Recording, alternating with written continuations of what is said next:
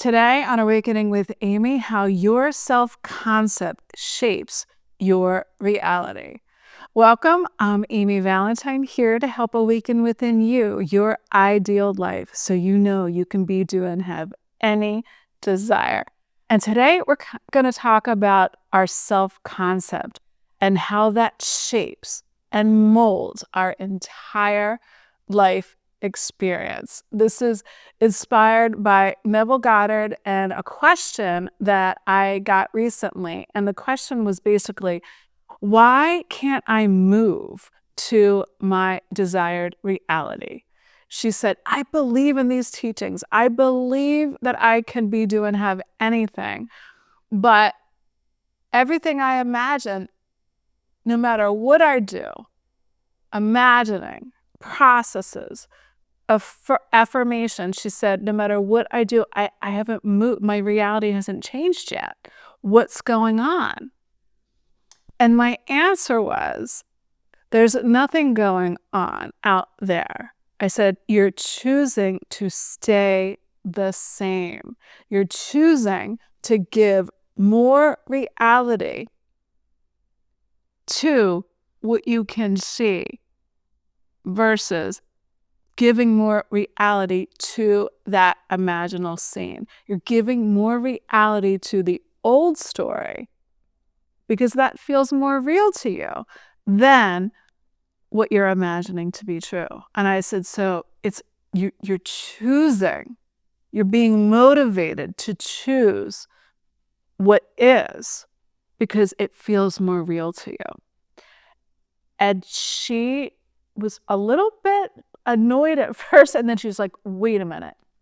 I said, yeah. I said, you don't know you're doing this. I said, we all do that, so don't worry, it's okay. It's moment to moment we're waking up to who and what we're being. I said, you're not being the person for whom that ideal is real. You're putting it out there in the future. You're thinking that imaginal scene or those affirmations are making it happen. I said, no, they're not. The imaginal scene doesn't mean anything. The only power is in what it implies, and you get to decide the implication, meaning what that imaginal scene means.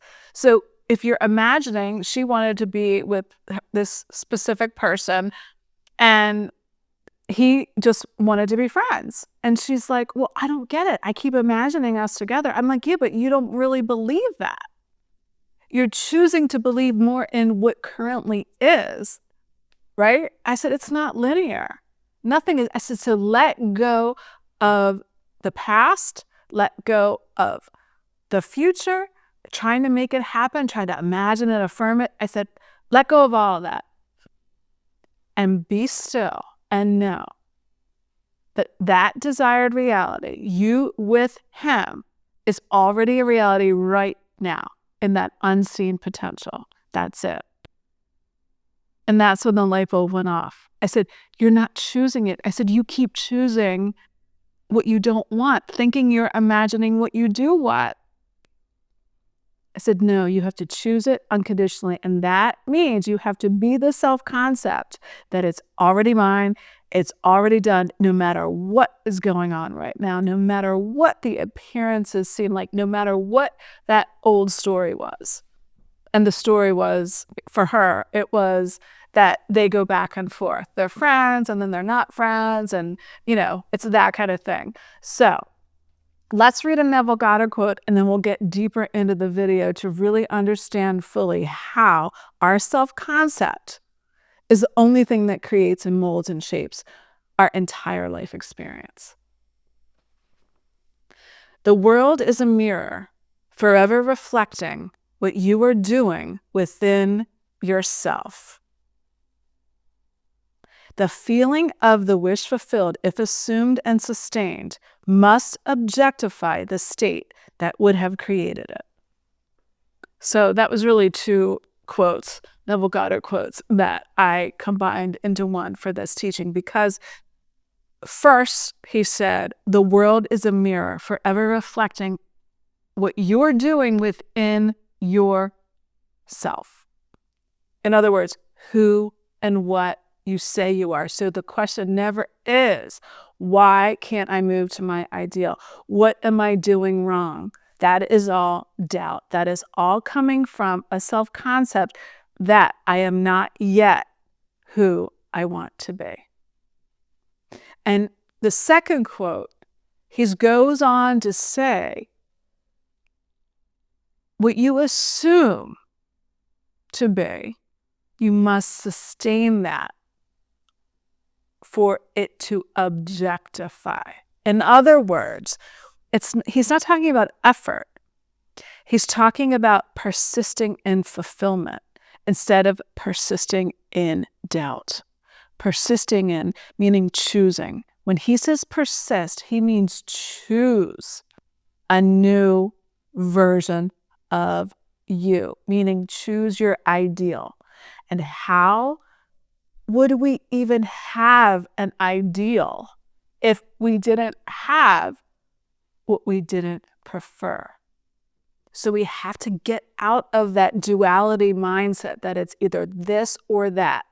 What I want or what I don't want. I'm either with him or I'm not with him. I'm either rich or I'm poor. We have to let those definitions go, because it's not really about this or that. It's about this and that I am all potential, all possibilities. And what I choose, whether I know it or not, what I am choosing is what I give my time, space, and attention to. In other words, who am I being? My self-concept. And we're new in every moment. I have a girlfriend, we talk on the phone all the time, and I say that, I slip that in our conversations all the time. I'm always like, hey, we're new in every moment. And she's like, oh, I love that. So, that feeling of the wish fulfilled is about you, is about how you define yourself, your self-concept. There's nothing separate from you, who and what you say you are. Nothing. That's why circumstances don't matter. Circumstances don't create your reality. Who you're being while you're looking at those circumstances creates your reality, right? Makes sense. So the answer is choose it in consciousness. Have faith in that unseen potential, knowing that all possibilities exist right now, or they can't exist at all. And like Bashar says, non-existence is impossible. Within the definition of existence, there can't be nothingness, not non-existence. We never don't exist. We just are constantly changing and moving our focus so fast we don't even know we're doing it. So a sustained attention means persisting in that unseen reality, having faith in I am that I am, being that person for whom that new identity, for her it was being with this person instead of that hot and cold thing they've been doing. And I'll keep you updated to see how she does, but for her, I said, you must be that extension of the love. I said, you're making it about him, thinking that when you're with him, then you can feel fulfilled. I said, no, that's extending fear. That's like being lacking. You're lacking him. You're not loving him. I said, so forget about the old story. Forget about what is right now and start being that extension of love. And love just loves. It doesn't demand anything. I said, so no matter what happens, just keep going back to that feeling of love and extend that out no matter what it looks like. Because when you doubt, when you fear, it's because you're giving all the power away to the circumstances, to the outer world.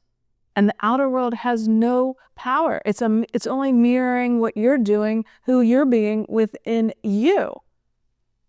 So it's a false sense of security when you get what you want, you can't sustain it. Meaning you try to make something happen and you get some movement out there and he calls or he texts or she does what you want her to do, but it doesn't sustain itself.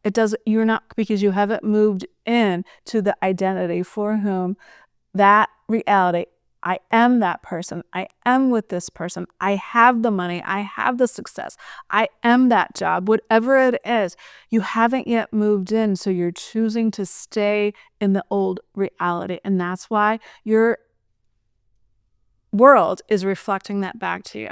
So be still. Neville Goddard talks about the first principle being, when in doubt, go back to the first principle, which is be still and know I am God. From Psalms. Be still and know I am is the God of my reality. In other words, who and what I say I am. Who am I being? This is the crux of the teachings of Neville Goddard. The law of assumption. It far surpasses belief, because when you assume something, it is. And when you sustain that over and over, meaning keep returning back, keep dwelling in fulfillment, meaning extending love to yourself, then that SP, that person must return that love. That money, if you're loving yourself, loving that money that's unseen potential, it must come to you. Extend love instead of extending fear. Be the version of you for whom and through whom that ideal reality is real now, without any physical evidence yet. Because you're always having faith in something. You're always putting your conviction in something. So why not put it in love? I am that I am, instead of fear, which we make up anyway, that I am not yet who I want to be. Because I'm defining myself, I'm being a self-concept that's defining myself through the limitations of a 3D world. No, leave that alone. Your 3D senses are always filtering out 99.9999% of your potential. Remember that. What you can see with your 3D senses is less than 1% of what you could be. Or in other words, what already is available to you when you choose it. So, how to shape your reality? Be the self-concept for whom that ideal is real right now. And it must be. Thank you so much for being here. Thank you for listening. Thank you for your awesome comments. Thank you for liking and sharing the video. That's how we get the message out there. And thank you for subscribing. And until next week, we'll see you soon.